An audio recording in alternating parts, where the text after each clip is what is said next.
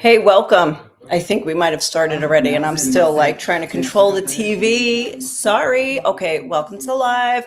And I'm Nicole Johnson in Jerusalem. Oh my gosh, AirPods. Oh my God. Hold on. Oh, this is going to be a disaster. This is really going to be a disaster. I'm getting hacked by my children's AirPods.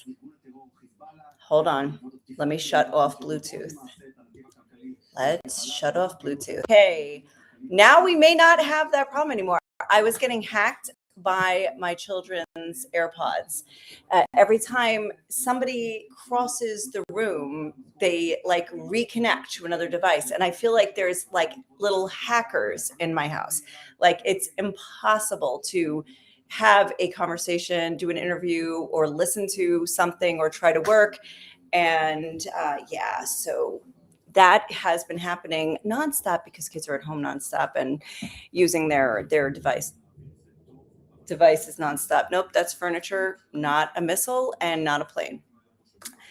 Yeah, that's how it works these days. So anyway, there is, like I would say, as usual, a lot to talk about because it is like nonstop here in warland. And then also, as I'm just setting up my notes and all this stuff,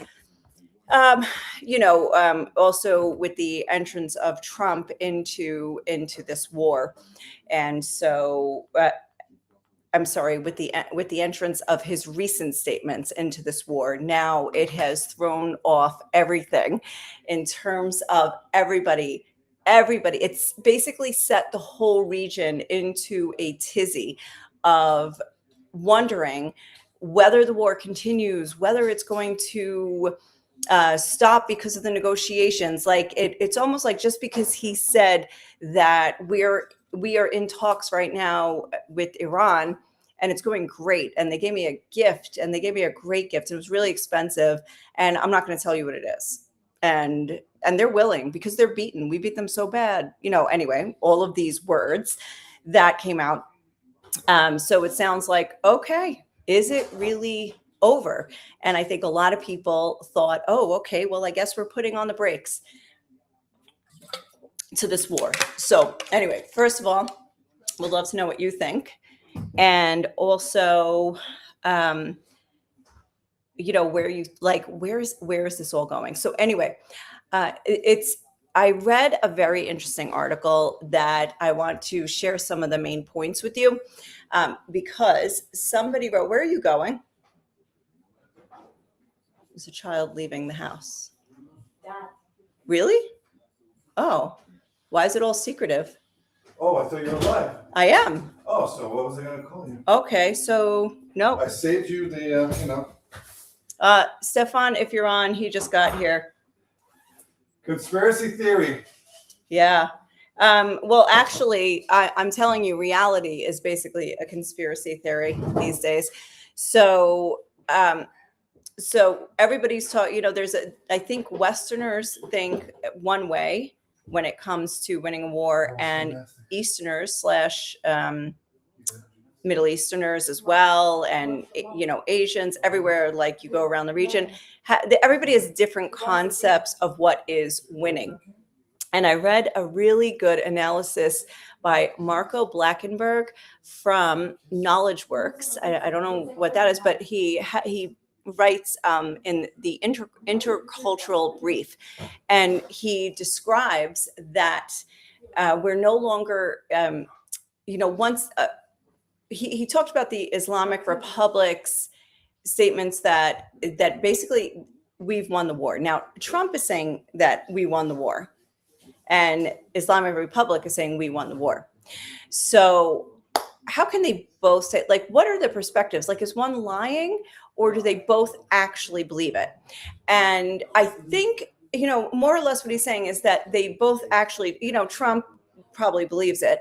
But also, despite the fact that the Navy has been sunk, the Iranian Navy is sunk, the air defenses are down, the missile production and facilities are being destroyed, and the nuclear program may be set back a little bit. I don't want to say destroyed at all, but And they don't seem to have an air force. Did they ever? I don't know about that. But because there's no pushback to what's happening over the skies of Iran.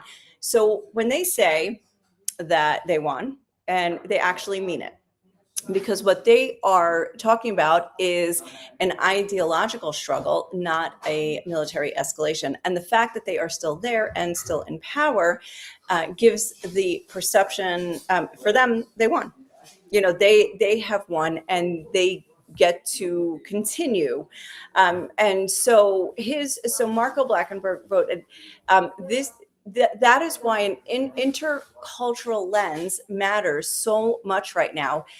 He wrote, perception and meaning in many ways is what this war is increasingly about. Not only missiles, not only drones, not only targets hit, assets destroyed, and that's totally the West. This is the West, like the list of targets, the list of successes. It's just bringing the data, the score sheet, something like that.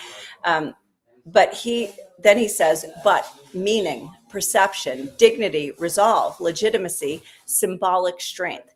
This is why an intercultural lens matters so much right now. If we interpret this conflict only through military logic, we will miss much of what is driving it. Iran's leadership is not simply trying to fight a war. It is trying to shape how the war is understood inside Iran and across the region and among its enemies. Then he says what I was just saying, that the Western analysis focuses on visible outcomes, like what was degraded, who, which capabilities were lost, targets struck, strategic objectives achieved. And he says those are all legitimate questions, but they are not the only questions that matter. Listening carefully to the current Iranian messaging, the definition of victory seems broader and deeper. The leadership is not mainly saying we won because we were untouched. It is saying something closer to this. We were hit, but we did not break. We were pressured, but we did not submit.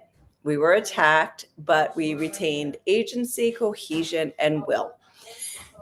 So here you go. Here is where East meets West. And this matters, he says, not because it cancels out the earlier analysis, but it creates,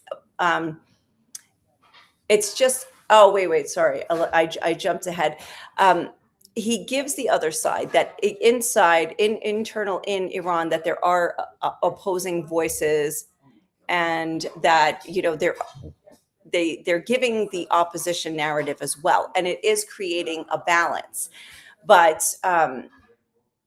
he also points out that the more that Iran's leadership publicly declares victory, they trap themselves inside that narrative, which means they have to struggle even harder to maintain the dignity and to fight against possible humiliation. So, oh my gosh, there's like World War III going on over there. Well, tell the cat not to walk under people's feet when they're trying to walk around the kitchen. She's fine. She's going to live. No, she's not. Yeah. So, okay. So anyway, this is where we are now in the sort of suspended in the days that Trump has given till the end of the week for a possible negotiation or to come to a deal. And that also brings us to possibly the Marines arriving, the 5,000 Marines arriving, the 82nd Airborne Division, which was just called up. So that all signs point toward actual escalation still, if you're looking at the pieces moving around the checkerboard. Now, Iran is not, they actually rejected the 15 points earlier this afternoon. The U.S. negotiators have these 15 points that were published, and they rejected them. Said it's unreasonable. They're not interested.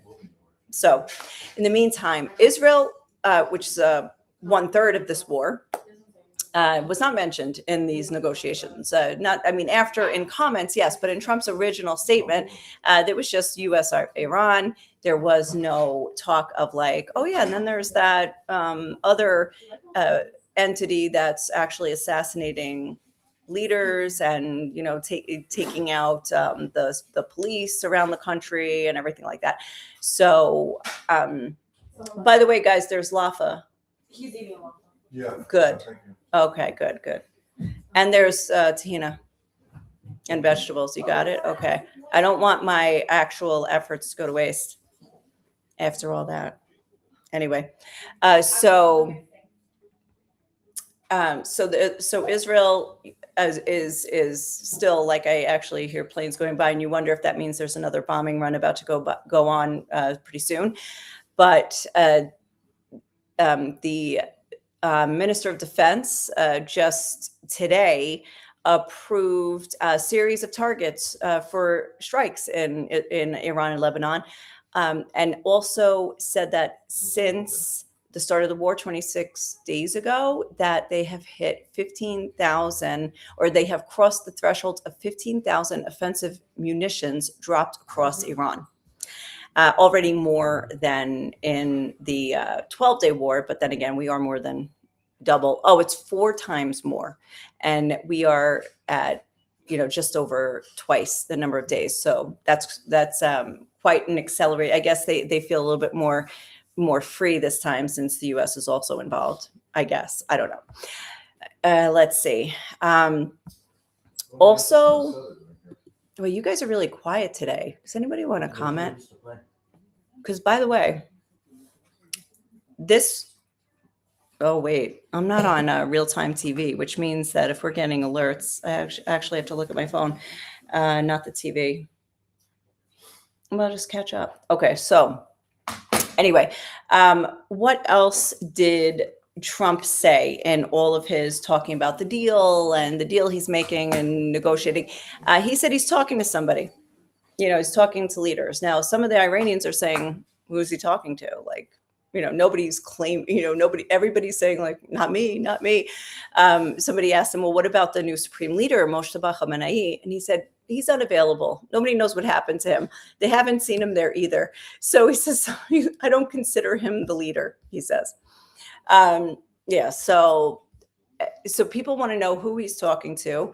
Iran has a lot of, they have said a lot in response, including, like, yeah, come, we're waiting for you. Like, bring your ground troops. Like, they're saying, bring them here. We have surprises waiting for you. They're basically taunting, let's say, the U.S. To to say anything, or I mean, to actually take that kind of action, like ground action or something like that. Hello, Callie. You are tired. Tired from the rain. Oh my gosh, I'm tired from everything. Today, this was because one of my kids is back at school. Now it's like a day full of driving, just like back in the days before the war. And for some reason, there's still like hardcore traffic. So anyway. All right, now I've got some. Okay, here is some of what. All right, official Iranian media, Iran rejects Trump's proposal, the 15 points to end the war, and sets down its own conditions. You guys want to hear Iran's conditions? 1, Iran demands an end to aggression and assassinations by the enemy. Iran demands concrete guarantees to prevent a recurrence of the war. 3, Iran demands guaranteed payment of compensation for the damages it has suffered as a result of the war. And 4, Iran demands a comprehensive end to the war on all fronts, including against all resistance groups, meaning like Hezbollah, which is very active right now in the north. And number 5, Iran demands recognition of its sovereignty over the Strait of Hormuz as its natural and legal right. So that'll be the sticking point because of what Trump probably wants is the Strait of Hormuz, or a little bit more control there. Now, in Kuwait, we talked about Kuwait yesterday. There's a lot going on in Kuwait, and also Iran has also threatened that any attack on their soil and ground troops will result on attacks in the neighboring countries. And also they have said in the past, any attacks on their energy and gas facilities, and oil facilities, they will do the same. Now they've been hitting Kuwait and so Kuwait put out a message, like a social media like video with officials from the Ministry of Defense talking, and they said, "Okay, everybody, calm down. There's no need to worry. In the event of mazekrina, it's like radiation leak." In case of radiation leaks from neighboring countries. What are they referring to? That's actually like, where did that come from? Who's worried about that? And which neighboring country?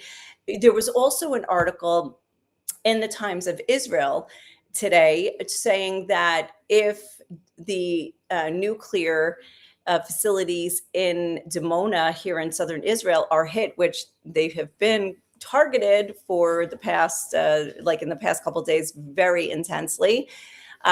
They said there's no fear of a radiation leak. So like everybody's actually starting to talk about nuclear and radiation. So I don't know where that's coming from, but also very interesting. Okay, so I want to say hi to Melanie. Thank you very much. And Callie, you don't know if what's better or not. Where was I when you said that? Because I think I wasn't on the screen. Sorry. And Marilyn, hello. Thank you guys for joining. All right, so now the Houthis have made another threat today, where they said that in response to the dialogue between the alleged dialogue between the U.S. and Iran, this is what they said: "We in Yemen have experience with the lying Trump. When he wanted to escape from the Red Sea campaign, he falsely and fraudulently claimed that we asked him to stop and that we negotiated with him and agreed with him. And the truth is that there was no negotiation between us at all. He decided to flee after the failure and announced false things that never happened just to justify himself fleeing." I mean, who do you believe? Do you believe the bombastic words of Trump that I think he just says? I honestly think he just says, like, he just throws things out there. The story gets bigger and better. It's like your 3-year-old telling a tale. It just gets like more details and more imaginative and everything. Or do you believe these terrorist regimes? Like, yeah, I mean, at this point, I don't know. Like, or both? Is there truth to both? I don't know. Callie, thank you for clarifying. Yes, school. Is it better to be doing school for one kid or not? I don't know what to tell you about that. Is it better? So all the kids have some sort of school. The 2 still have Zoom, and then Daniel goes to the school and to Shalva after. And at first, I mean, honestly, it's just like kind of easier to sit at home all day rather than drive around. But then there is obviously a benefit for him to go. And I actually just tote my computer around with me and try to work in like various corners of the city waiting for his thing to end. So then I can Uber him over to the next. Yeah. And on that note, tonight's broadcast is sponsored by Gin and Tonic because it's been that kind of a day. So yeah. And what else in the crazy world of news?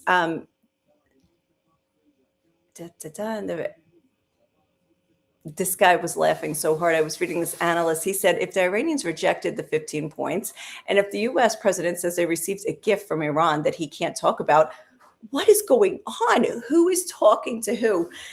There was also there's a meme going around now with Trump laying down on a psychologist's couch, and the psychologist says, "So these Iranians are talking about, are they in the room right now? Or these people that you're speaking with, are they in the room right now?" It's like an empty room.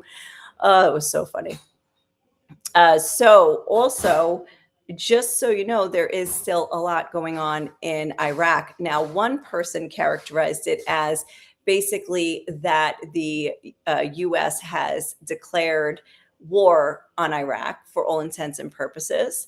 And that is, I mean, there's a lot of fighting going on there. And I'm interested to know if you guys are, in the US, if you know about that. I don't know if even like wherever you're from, do you even know about that? Because I like found it like on very obscure channels that I follow, and I have not researched it for myself and tried and done the deep dive because like there's just too much. It's too broad to keep up with everything. So anyway, but this is what's going on. Like I think even that's right now, it's all coming back to me. The Some Iraqi soldiers were killed, and so the government of Iraq, which is up till now not involved in the war, it's the Shia militias versus U.S. in Iraq, and the government is not, and they've been staying out of it. But after their soldiers were killed, they called the ambassador, and they're very, that's like, they'll say that crossing the line there. So anyway, that is interesting to keep an eye on Iraq. That's a lot's been going on, and I haven't been able to report on all of it. I don't know all of it. Getting tidbits here and there, and not the full picture of what's going on there. Anyway, like I said, it's so hard to get the full picture. I've been struggling to actually write an article about how important is the full picture in this war, because it's not like, I think for the world, and you could even see it like in the protests that went on when it was Israel versus Hamas, it was very localized, and there were only, let's say, two parties for all intents and purposes, even if you could say like it was, like you could say, was it Hamas or was it Palestinian? Do you look at it? Of course, like you can split that up too, and of course you can even then take the Israeli side and split that in a few parts. But it was a little bit more attainable, more or less just two parties, and very geographically localized. Yes, Hezbollah was involved. Yes, the Houthis were firing missiles from Yemen, but still easier, like just two tracks, more or less. This is very broad, and though we may look at it, or if you're in America, you might look at it more as the American perspective. If you're in Israel, you might be looking at the Israeli perspective. In Iran, you might be looking at it from the regime perspective, or you might be looking at it from the opposition perspective. But there's also now Lebanon, and there's a lot of different opinions. Definitely not warm feelings for Israel, but definitely you were seeing a lot of opposition to Hezbollah. Then, of course, there's all the Gulf states that are absorbing a lot of Iran's missiles. And so there's a lot of considerations there, of course. And then a lot of the attacks are eventually economically related. So anyway, I think it is important to try to get as broad an understanding as possible of all the parties involved. Like, for instance, why was Cyprus shot at? Why is it important that to know that missiles were fired toward Turkey and what could potentially happen there, and also Azerbaijan? Why not Armenia? There's just like, you can go down a lot of rabbit holes, but there aren't enough minutes in the day to do such a thing. So anyway, we try to stay as informed as possible, and not so easy. But okay, yeah, a lot of comments on the rain here, right? Jen, I totally agree. That was like, and I knew it was going to rain. Actually, I checked the weather and I brought my hat, but still I was mad because I was like, come on, can we have spring already? Like, what is this? This is like such a cold March. This month is colder than January. I don't think January was that bad. Anyway, Walter, hi. Yeah, so you heard that about the gifts, and also, oh, so you don't know about I like what's going on in Iraq. I know, like it's hard to, like, you've got to comb through a lot of information to find a lot of these things out. And Jennifer, Cyprus was shot at. Yeah. Wow. Yeah, and missiles at Turkey. And nothing at Armenia. So you know that too. You can know the negative. Hold on, I gotta take a sip. Hold on. Poor Armenians, come on. Hallelujah. Leave us alone. That kind of a day. So so yeah, just weird apocalyptic weather, apocalyptic negotiations.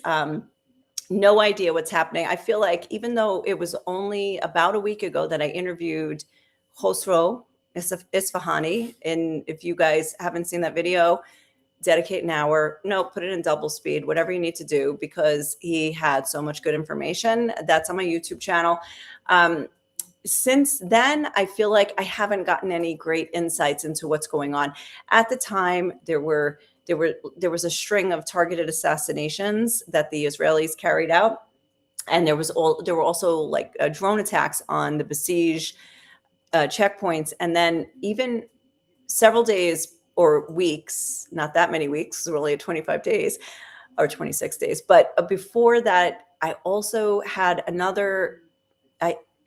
I was in a briefing with another Iranian, well, somebody who has sources on the ground, and she was talking about the defections that were taking place, and that feels like such old news, but nothing is more than 26 days old at this point.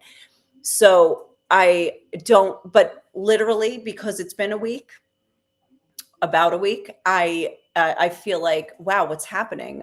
What, I don't know. I'm not getting information on the ground. I'm not. So I don't know what to tell you about that. But I think the takeaways are to just really understand that not everybody has the mentality of the West. Like when the West comes to war, like, Pete Hegseth and President Trump, and they approach war, they have a different mentality. And Brad Cooper, who is, I think, the head of CENTCOM, I'm not sure, but something like that, around in the military, Navy admiral, I think. They have a different mentality of how to assess the success or failures of the war. And we have to remember that Iran is an ancient nation. The Islamic Republic is 47 years old. It's built on an ideology and a theology, and they are very serious about maintaining it. In the interview, was it with Khosrow? Who did he say that? Yes, that that the Ayatollah only had one child, and that was the Islamic Republic, and that's why he believes, as the research, he was a main researcher of Khamenei, the late Khamenei. He said that he didn't want his son Moshtaba to be his successor for a few reasons, but also because the Islamic regime was his child. And so it wasn't necessarily a thing of nepotism to pass it on to the next. So that was, anyway, very extremely informative interview that was. Okay, so Walter, can I do this? Hey, if I did this right now and put show the comment, would you guys want that?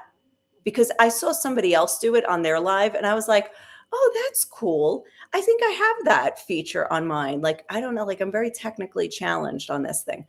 But Walter, do you see your comment is now on the screen? Do you guys see it? Yeah. Sure. Do you like that or not? Did you like the privacy, or do you guys mind it being out there? All right. I'm waiting for you to answer. There's probably a delay, but that's perfect because it gives me another sip. Really good. Gin Mare from Spain is the best, and you need Fever Tree tonic.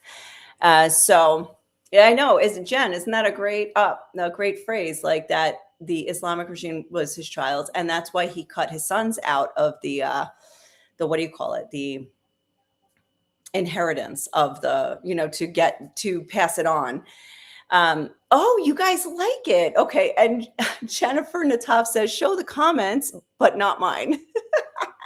Show the comment if it's useful, but not mine. That's so funny. Okay. So let me, now that we have determined that for the most part, Yeah, we'll but I show don't see it. comments. Why? What don't you see? I see the comments, but it's. No, not I on have access. to, I hit the specific ones. Oh. So you I'm control it. gonna read it first and then I'll move on to other comments. Like Jen's, which says, I like it, very official. Thank you. Oh, and Callie says, I think the show the comment is fun. Okay, cool. This is great. Guys, I'm learning a new thing every day. Oh, and I can wait. see All it. right, let me do Walter's question. I'm getting distracted. Sorry. Okay.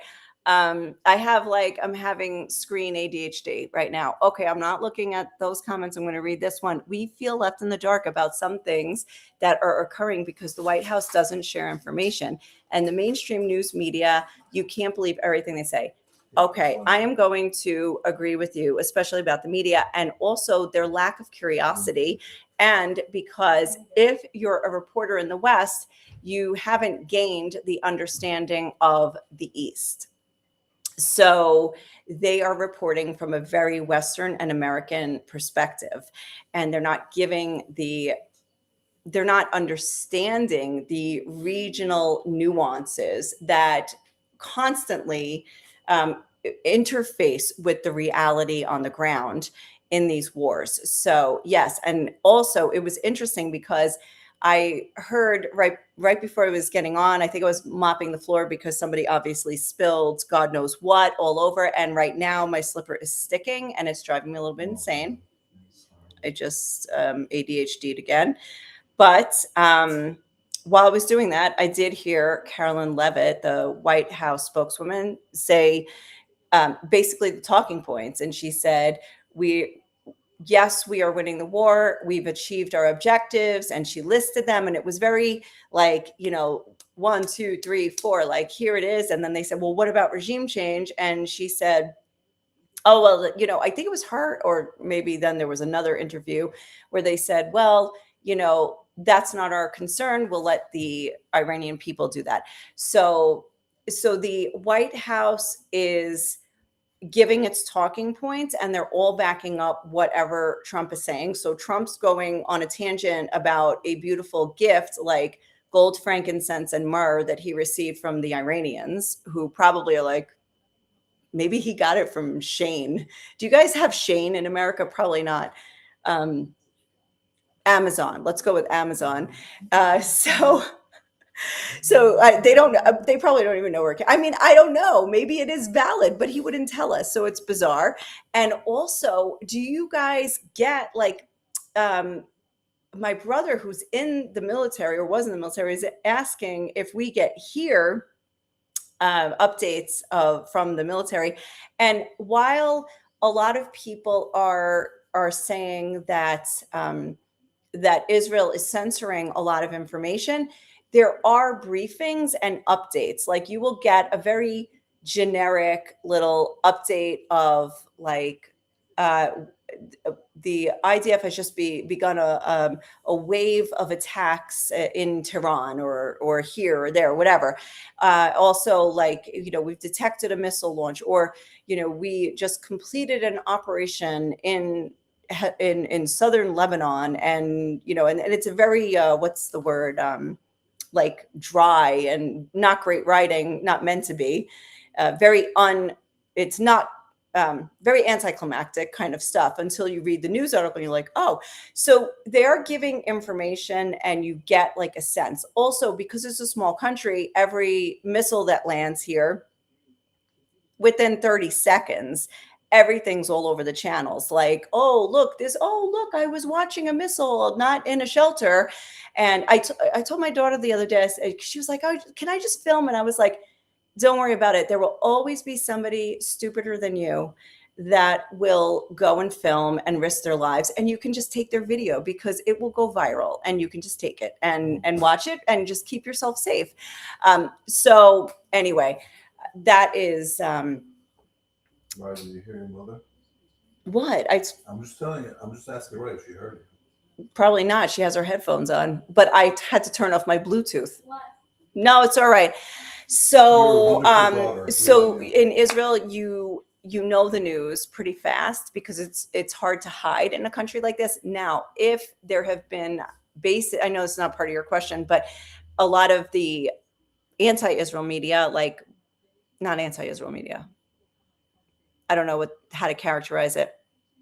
In definitely the Arabic media and in other media forms, I know that people are reading that cities are being wiped out in Israel, that military installations are being hit, and some key facilities like in Haifa, I think they have oil refineries, stuff like that. And while I would say that there could be some of these, like some of this could be possible, like for instance, there could have been an attack on a military installation and then they did not reveal it to the public, and then maybe months later it will be cleared for publication. But in terms of the destruction, we would all know about it because it's a small country. So anyway, let me go back up now, and I am gonna show this one. Tell me if I missed any, Tony. Okay, Jennifer Shelton Mallon is asking, is it true or a rumor that the son of Khamenei, I assume you're talking about the supreme leader, that Moshtaba, who has just taken his place, is he a homosexual? I do not know. When I was interviewing this researcher, I didn't ask him that specifically, but he kept referring to him as impotent. I did not follow up with that. I followed up with a million other things. And I don't remember if I just didn't, or like I forgot, or if there was a reason. So I don't know. I don't know the answer to that. And I also didn't want to report about it too heavily, in case it was just something. I think the first place I saw it was the New York Post. And though I love the New York Post and they have the best headlines in the world, I also, didn't necessarily just want to run with their very shrill article. So anyway, I don't know. Okay. I am going to show this because I have to agree. I was thinking about this today, Callie, that was like last night was just actually fun. And that's why I felt very comfortable today to just pour this, because I was like, why wait till after? I just want to go to bed right after, not pour it and then slowly sip for another hour. No, I just want to take this and run right after, because tomorrow I might be running, by the way. Juniper berries. Key to the gin and tonic are the juniper berries, where I get in the Old City in Sea of Herbs Spice Shop. Come with me. Actually, you know what? You should do these commercial breaks like that. Oh, commercial break. Yeah. This 3 seconds was sponsored by Sea of Herbs. It wasn't really sponsored by them, though. I'm just giving them free advertising. Yeah, so- All right. I am free advertising for Sea of Herbs because they have every spice known to man. They mix them for you on the spot. I tasted one. I'm like, oh, can I get a little more cinnamon? Added that. Anyway, so it was, yeah, they're great. Okay. I am going to show this comment as well. Now, the name on the handle is Tonga Howard. So thank you for your comment. I'm glad you and your family are safe. I really appreciate that. Now is the moment we all need to pray. Give God the glory. Well, I agree. And thank you for your prayers. I'm showing this because this is very critical information. Jennifer, I thought Shane was just an Israeli obsession. I didn't know Americans would dare order from Shane. That's why I have told my kids they're not allowed. Molly Colley is saying that Trump is a damn lie. Oh, well, yeah. I mean, I don't know if he is himself, but he certainly has a lot of stories, that's sure. So, oh, good. Callie is going to join me next time and pour herself a glass. I actually, I don't have an open bottle of wine. I don't want to open one for just this, so. And actually, after the whirlwind in the kitchen and the pile of dishes, and, I was like, no, I need something happy, not like wine is like very serious and stoic and whatever. I was like, no, we need bubbly and sweet. So anyway, Look at this. Against your better judgment, Jennifer. I know, and your kids really shouldn't order from there. Yes, I will tell them, but they won't believe that the horror story of the rash from the AliExpress. Yeah, they won't believe it. So, so they will just go and continue to think about it. But since they don't have credit cards yet, I'm still the gatekeeper of that. I mean, the house might be falling apart and my shoe might be sticking right now to the floor to God knows what, but they still can't order from these godforsaken places. So, yes. Okay. No, I believe you, Jen. But they're not going to believe you. I mean, Jen says that it's firsthand. It's not just a random story, and I totally believe you. But children at this age are actually like the world's smartest people. Like they know everything. In case you need to know. So anyway, hello, Mary. Mary, we're showing comments tonight. So if you have anything that despite Jennifer saying to not post hers, I just had to because I think it's a great discussion. And Jennifer would have great opinions about these places to order from because she's a personal stylist. So that she doesn't order from Shane. Again, there you go, Jen. That here was another free advertisement. We do reverse sponsorship on this. Instead of me getting sponsored, I sponsor you guys. Cheers. Okay. Oh, let's see. Bernadette. Hi, Bernadette. I think your researchers meant that he's not any kind of a leader who could get things done. Are you talking about Trump? I would assume so. Yes. But I am holding out for one thing, though. I will say about this whole. I'm not holding out, not like I have an interest. What I'm saying is, I have no idea what is behind this, and I have no idea what is the purpose and the of his statements. I don't know if they are random. I don't know if they are calculated. Is there something going on behind the scenes? So what I'm thinking is that because it's such bombastic and outrageous talk that is not even fit for a person from Queens, that perhaps it is actually strategic and that he might be quote unquote lying, but not really lying, but misleading with his words. So I don't know. And now on the Israeli news, they said that that there will be some kind of conclusion on like the weekend, Friday or Saturday. So I don't know. Again, the names and numbers don't mean anything anymore. Like the dates, the this, the that, whatever. We understand that. I'm definitely showing. Oh wait, Bernadette said you were responding to like, got it. My researcher, I felt like talking about Tony. When Bernard said you're a researcher, but she meant Khosrow is not the kind of leader who could get things done. You think that he meant that. I was actually thinking it was a double entendre that maybe, is that the right word? That maybe he was saying in one sense that he was also like kind of implying his preferences. Wow, thank you for clarifying that. There's a delay with these messages as well. So anyway. Got it. Okay. So yeah, that's interesting. So that he's an impotent leader. But he said it so emphatically that I actually took it in the moment as he meant that he is literally impotent, but I'm not going there. I'm going to leave that to the New York Post. Okay. Thank you, Janice. I really appreciate that. Awesome.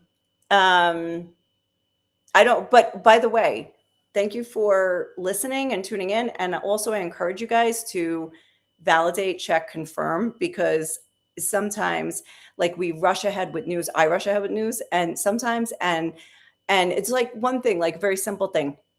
When we see like on the screen here, it'll say like alarms are going off in a certain area. Like you say, oh, there's missiles or there's rockets in that area. And it's like, actually, no, there's just sirens.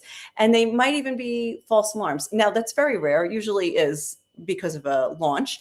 But there is just a slight difference between the truth and like accuracy and inaccuracy. There's a very, very fine line. Like just to say, oh my gosh, there's all those rockets, and it's like, nope, they're just sirens. And now we'll figure out like, okay, it's a rocket, okay, it's a missile, or here it's coming. Also, like to say that a missile fell or a missile fragment, so what like the journalists occupy their minds with. And to this day, I don't know, like the one in the old city that hit near my mother-in-law's house, was it a missile fragment? Was it a missile? Was it a munition of the missile, like the little missiles in the cluster head? And I don't know. So anyway, so that is that's the journalist struggle. So I would say like I really appreciate it, and I love sharing the information. And I feel like there's so much of it, and I think like it's good for us to all get this world perspective. But at the same time, like feel free to fact check and there's a lot. And another thing is that, and I'm just gonna throw on another comment right now. Is that because like a little bit of what you're saying, Walter, there's things going on behind the scenes for sure. And then there are the regular day-to-day things. And I reposted maybe on Facebook, also on Substack, but somebody that I've interviewed before, she lives here. She is, her husband is related to Hirsch, the hostage who was killed. You guys know Hirsch, probably Hirsch Goldberg, Polin, from back in the days when there were Israeli hostages. Anyway, so she wrote an article about the wait, hold on. Where was I going with that? Because I got derailed. I derailed myself. I ADHD'd myself again. Hold on. I'm not blaming you. Thank God. Is it supposed to rain tomorrow? Yeah, I'm supposed to go to the north. Oh my gosh. A lot of rain and a few missiles in the forecast. All right. So what she wrote, but why was I so interested in what she wrote? Only you know. The behind the scenes? Oh my gosh. I should just go to bed. Not yet. All right, let me go. I'm going to come back to that because I had an idea. Maybe I'll get the idea. Okay. So Callie also thought that he literally meant impotent. Okay. I literally did. That's so funny.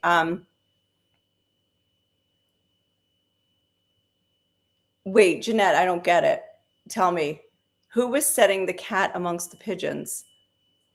You guys have to help me out. I need very straightforward now. We got to cut through the war fog, like with the bright light. Are you also talking about are you talking about Trump, or are you talking about the leader?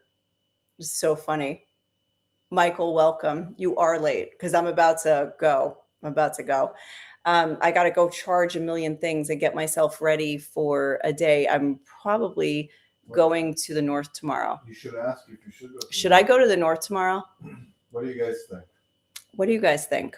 I signed up for a trip with other journalists to go up to the north, and let me show you. Let's go to the maps. I love the maps. Oh, I got a map open. Okay. Wow, I got to remember what I was saying. It's going to drive me crazy. Trump with his, all right, Jeanette is saying Trump with his statement that he is talking to someone, totally no idea. Exactly, no idea. I don't know. Who knows, right? All right, let me see Matula. This is time. Who's he talking I don't even think it's conspiracy. I think it's Trumpian. I think it's Trumpian.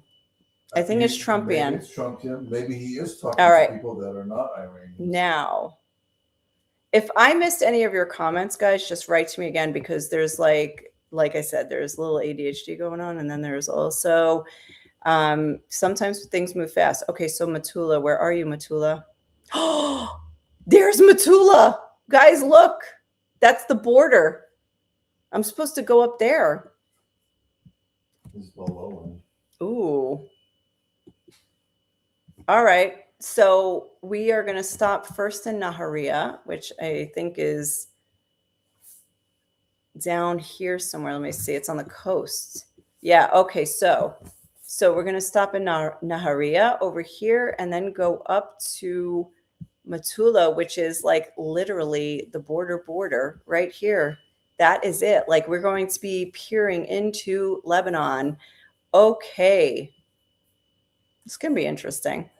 Now you guys know. I didn't know. I figured I'll just check tomorrow because if I check now, I might rethink because I also saw Matula a couple times in the rocket alerts. The alerts, not the actual rockets.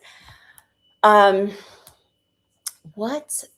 Man, I wish I remember what I was going to say because Rebecca Bardock wrote a great article about fragmented time. But there was something specific. Oh, yes, I got it. I am back. All right. Thanks for your prayers, guys. I'll go north most likely. Unless something crazy happens overnight, I will most likely be on the bus tomorrow. Okay. So what she wrote is so interesting because you're talking about behind the scenes. Thank you for remembering. Okay. So she wrote that, that because we are so focused on this war and what's happening and the data, it's like so seeped into your minutes of the day. It controls every minute of your day. Not that we're under fire, but you're under uncertainty. But she said that it has basically gotten us off track with all of the usual stuff that takes our attention, like what's happening in Gaza. Tony was saying yesterday, nobody's talking about the two-state solution. Nobody's talking about anything. Nobody's talking about a solution, period. Also, there's the draft bill. That's not being talked about, like for the ultra-Orthodox. There's a death penalty for terrorists going through the Knesset. It's on its final reading, which means it'll probably pass. And so that is going to alter the political landscape here in Israel. And all these things are just happening. There's a lot of Jewish terrorism in the West Bank against Palestinians.